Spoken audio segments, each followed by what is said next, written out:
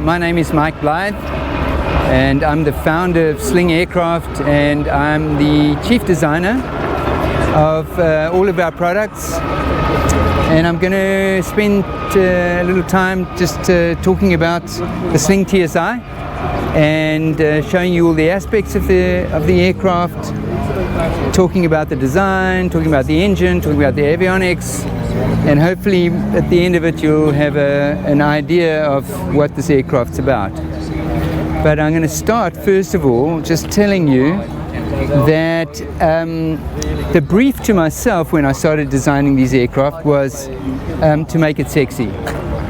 So, you know, if you buy a personal aircraft, it is a purchase of the heart, and it's much easier to love something if it's beautiful, right?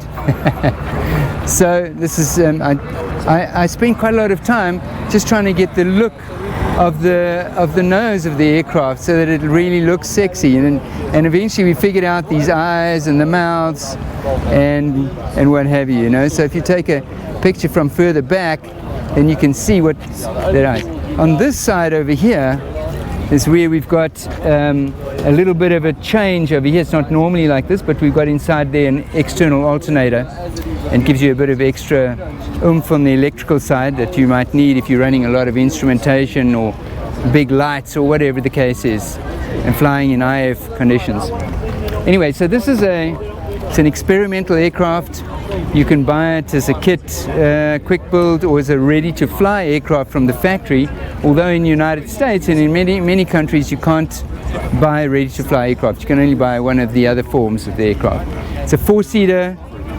It runs with a Rotax engine, so it's got a very efficient modern engine and an Airmaster propeller made in New Zealand. It's electrically controlled constant speed propeller, and the combination of the propeller and the engine gives us the power plant which allows us to make a four-seater with just 141 horsepower, and it really flies incredibly well as a four-seater. So let me talk about this. I mentioned first of all that we've got a electrically controlled, we're going to start at the front and go backwards, electrically controlled constant speed propeller here, and then the engine inside here, and I'll show you what the 916 engine looks like. You might be able to take a picture of the 915 and you can see how small and compact it is. It fits in here perfectly. We got the water radiator over there, oil cooler over here, the two, one above the other, and on the side here you've got an intercooler. So it's a turbocharged engine, and it's FADEC controlled, but it needs the high pressure air that's coming from the turbo to be cooled for the engine to run really efficiently to get the maximum amount of power out of it. So we have an intercooler there.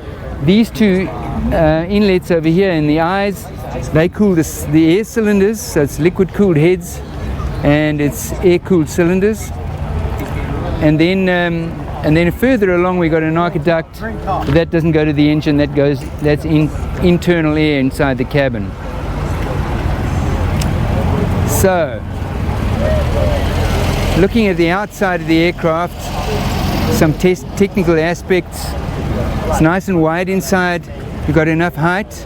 The seats are adjustable backwards and forwards, and the backrests are adjustable as well. And the doors, gull-wing doors, it allows you to climb in easily. To climb into the back seats, you move the front seat forward. You move the front seat forward, and then you can climb into the back seat over there, and it's nice and comfortable over there. You can see what that looks like, and then it gives you an idea what that looks like inside. Anyway, let's continue on the outside of the aircraft.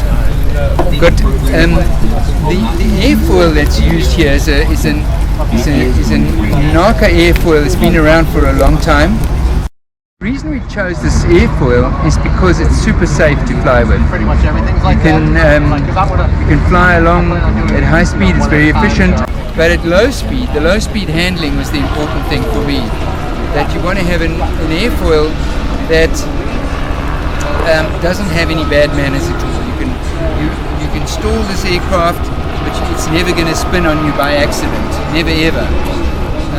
It might drop a wing slightly or something like that. The only time you're going to spin this aircraft by accident is if you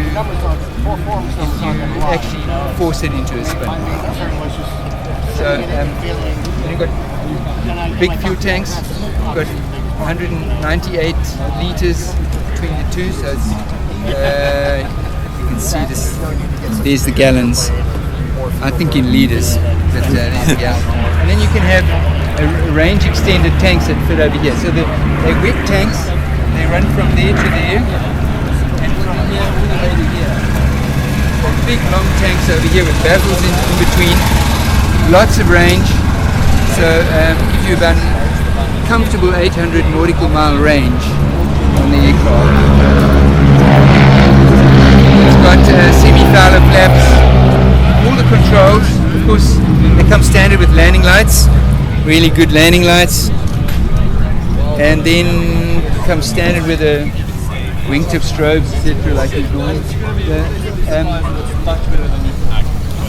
All of the controls are on with push rods and bearings, so they operate really freely. The flaps, nice big flaps as well.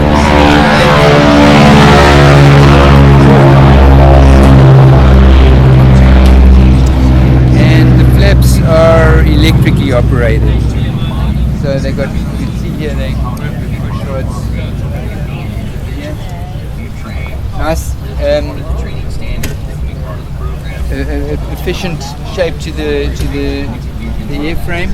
You'll notice that on the leading edges of the wings, all the leading edge surfaces are countersunk, flush riveted, so that gives it allows us to have a more efficient aircraft with less drag. Standard, also a Narco airfoil on the vertical stabilizer and horizontal stabilizer. Nice and big so that you have all the controls you need. Low speed handling and the elevators on push rods, but the rudders on cables, with cables that run straight through to your pedals.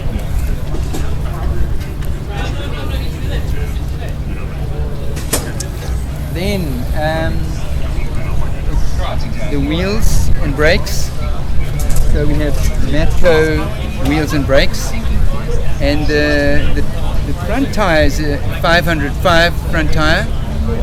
So it's a 5-inch front wheel with a 505 tire.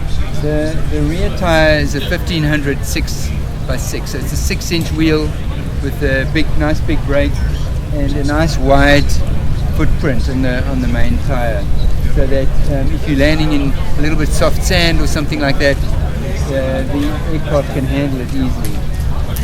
So that's basically on the outside. You can see a nice big wide step-on area for the wing over there. So climbing onto the step and then onto the wing and climbing in is really easy. Right. Then let me talk about the construction a little bit.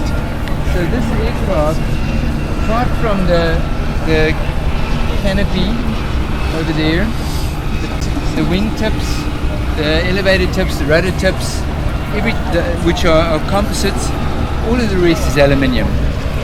So in the United States you'd say aluminum, but in our country we call it aluminium. So it makes it easy as a kit build. It's easy to work with. You know, people that don't really want to work with composites, making kit aircraft, because it's messy and it's dusty, and especially with carbon fiber and glass fiber, you get itchy skin, and you have to work with masks and gloves and what have you.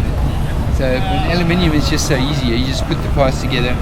All of our parts are matched hold. So in other words, if you get a rib, like this rib over here, you put it in place onto the skin. All the holes are full size already. All you have to do is rivet. And on the kit there's nothing to make at all. You don't have to make a single part. You just have to assemble. So we make absolutely everything. You might have to clean out some holes a little bit for the riveting, but Yeah, and the kits come absolutely complete with everything. The only thing we don't supply in the kits are any of the glues, anything that would expire, such as the paint, oil, fuel, whatever, that kind of thing. The rest comes absolutely 100% complete in a kit. And we only use Rotax engines. The reason is because we decided early on that we wanted to make an aircraft that's super modern in its handling, in its shape, in its sizing, not so narrow anymore, a little bit wider, a bit more space for you, and that includes the propeller, the engine, and the avionics. So we only fit Garmin avionics as well, the instrumentation, avionics, Garmin. So we'll have a look inside now. This is a customer's aircraft that was completed at the big build center we've got here in the United States, in Torrance, which is in Los Angeles. They received a quick build from the factory, which is in South Africa, and then they finished it off there. It's a beautiful, beautiful model here. We supplied with them the upholstery kit is included. We supplied that. We supplied the entire firewall forward kit. So they got everything from us. They just assembled and then painted it. So, and when there's nobody inside, we'll have a look.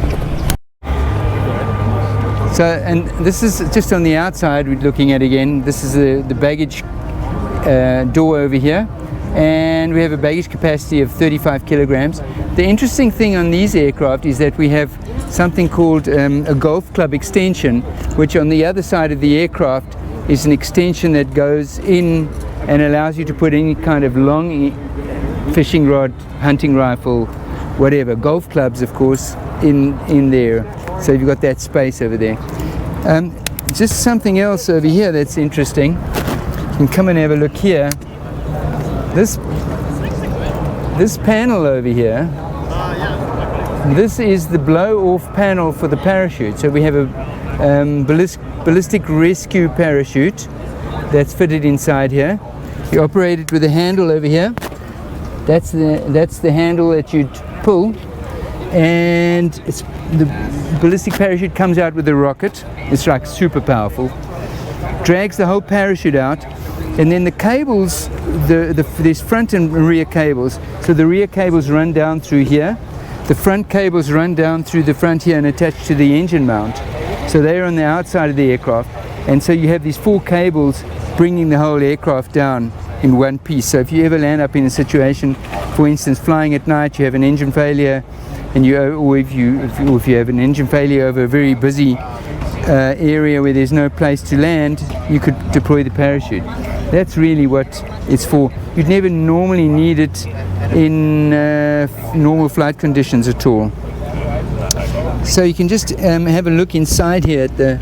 Go and sit there. Yeah, I'm gonna climb in.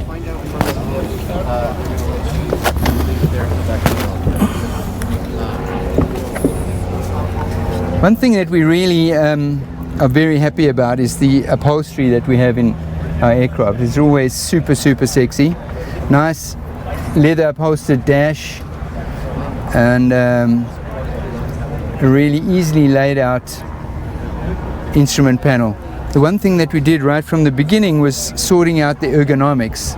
So the ergonomics is everything that you need to reach is easy within reach. Everything is super comfortable. You're sitting with a really nice comfortable seat which you can slide backwards or forwards. You can also adjust the pedals backwards or forwards, and then everything is where you need it to be as far as the flight is concerned. You know, you got this particular aircraft has got a handbrake option, and the park brake little valve is over here. Then it's got throttle over here like that. Fuel, changing the fuel tanks left or right over there. Parachute handle here. Cabin heat and fan over there. Second alternator there. Flaps up and down. Very straightforward. Electrically operated. This is the constant speed, electric constant speed propeller controller, and you can put it on auto or manual. You can also feather the propeller if you need to. Then the instrumentation is what you select, but the standard would come with a Garmin G3X Touch, a G5, then the autopilot controller, which is this guy here, and that would be it that you'd have. In this country you'd also have an ELT, which is there, over there, and most people fit circuit breakers. This aircraft doesn't have circuit breakers. It's got a system at the back which acts like an automatic circuit breaker system, and you operate it through your instruments, through your ephysis. So, and then fresh air over here. You have fresh air onto your feet as well, but you also have a heater system onto your feet. So nice and comfortable inside here. Lots of space, nice and wide, and that's all you need here. A little bit of space for putting things away. Pockets next to you, pocket down here for everything you need. And you have different options of different things, like your stick. You can put a different handle on your stick if you want to. Different instrument options, and of course, many of the kit builders get this part of the build done out by somebody that's professional, making the panels and doing all the wiring, because it's extremely complex. So yeah, that's it. That's the inside. Nice, secure, very strong aeroplane. Before you did that, you put in a cleat here, and here, and here, and here, and here. It's the same size as the rivet. You just hold things together. Right, so that's the walk around for the Sling TSI. Thanks for watching. If you need more information, you can have a look on our website. It's slingaircraft.com. Slingaircraft.com. That's what you need to go to, and there you'll get all the information that you need about the aircraft, about our distributors in the different countries around the world, and about how to contact us if you need to do that as well. Thanks a lot.